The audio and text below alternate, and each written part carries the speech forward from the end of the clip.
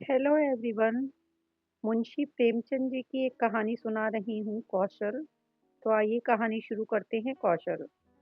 पंडित बालक राम शास्त्री की धर्मपत्नी माया को बहुत दिनों से एक हार की लालसा थी और वह सैकड़ों ही बार पंडित जी से उसके लिए आग्रह कर चुकी थी, किंतु पंडित जी हीला हवाला करते रहते थे।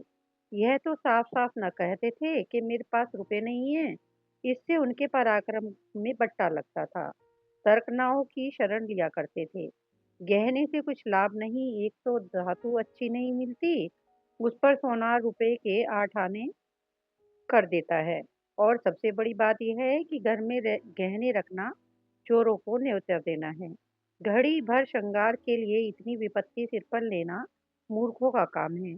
बेचारी माया तर्कशास्त्र न पढ़ी थी, इन युक्तियों के सामने निरुत्तर हो जाती। पड़ोसिनों को देख देख कर उसका जी ललचा करता था।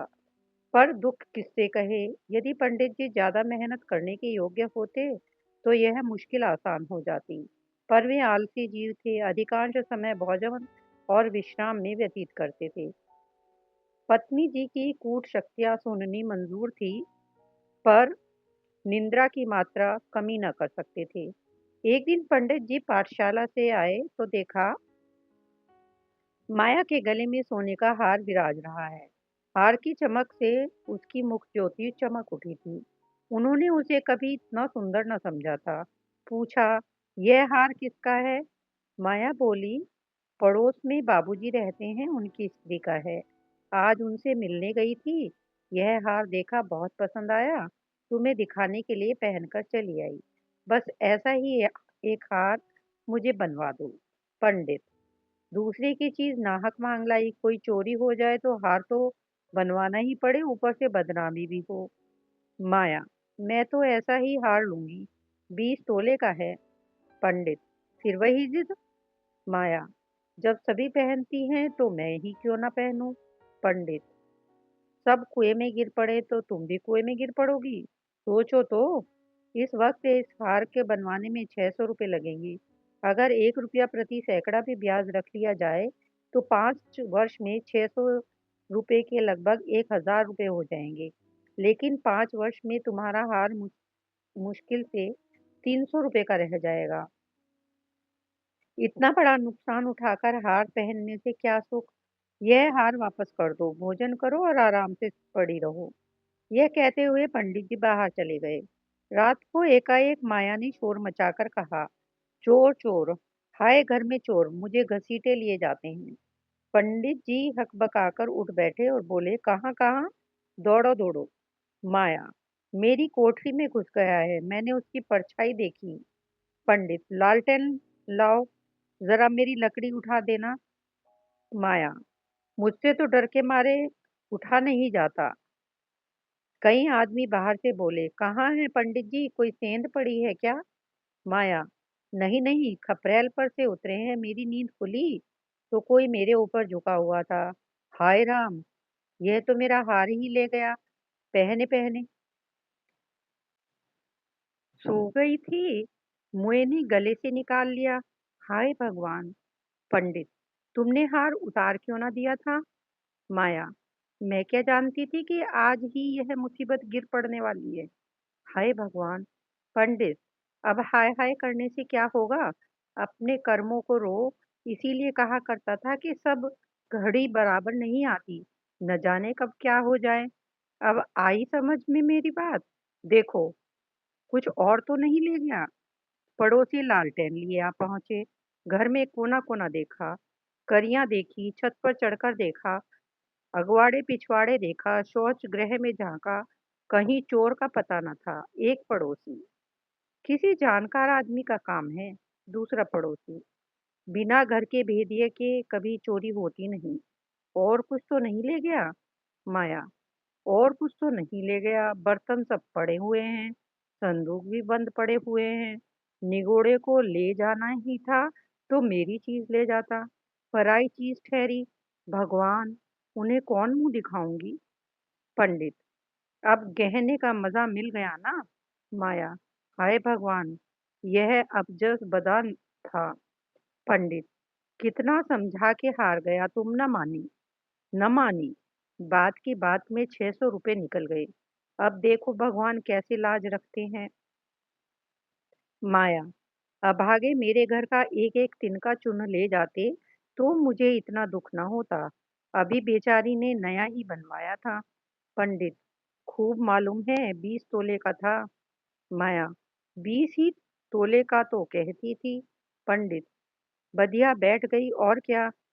माया, कह दूंगी घर में चोरी हो गई, क्या जान लेंगे।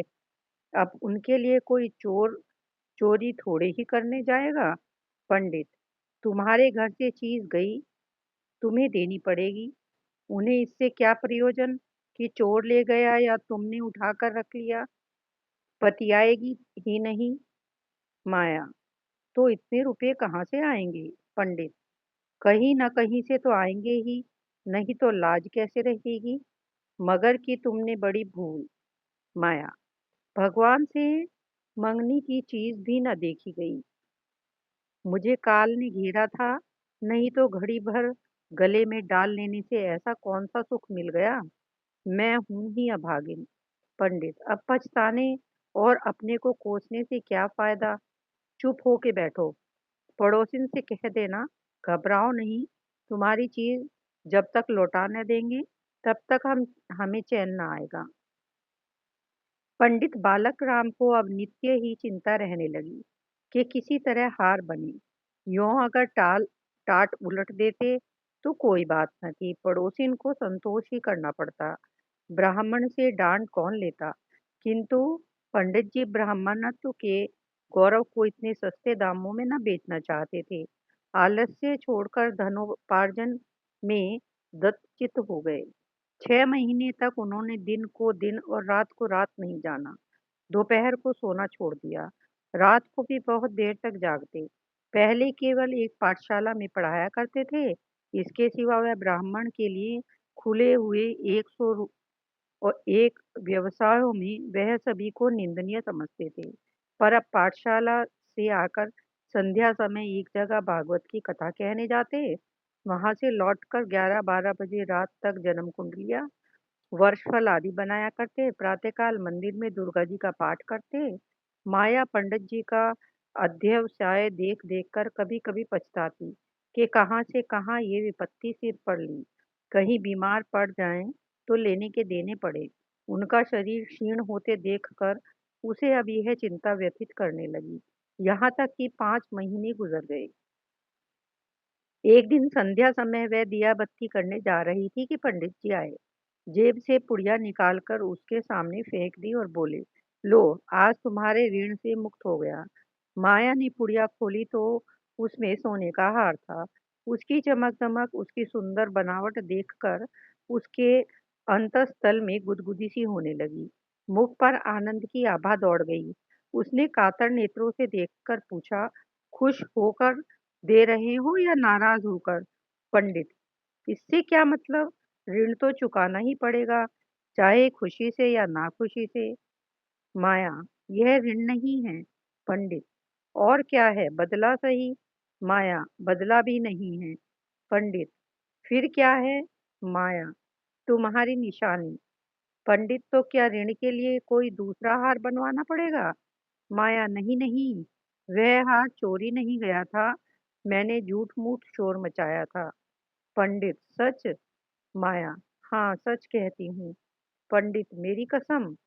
माया, तुम्हारे चरण छूकर कहती हूँ। पंडित, तो तुमने मुझसे कौशल किया था। माया, हाँ। पंडित, तुम्हें मालूम है तुम्हारे कौशल का मुझे क्या मूल्य देना पड़ा। माया, क्या 600 रुपये से ऊपर। पंडित, बहुत ऊपर। इसके लिए मुझे अपने आत्म स्वातंत्र्य को बलिदान करना पड़ा।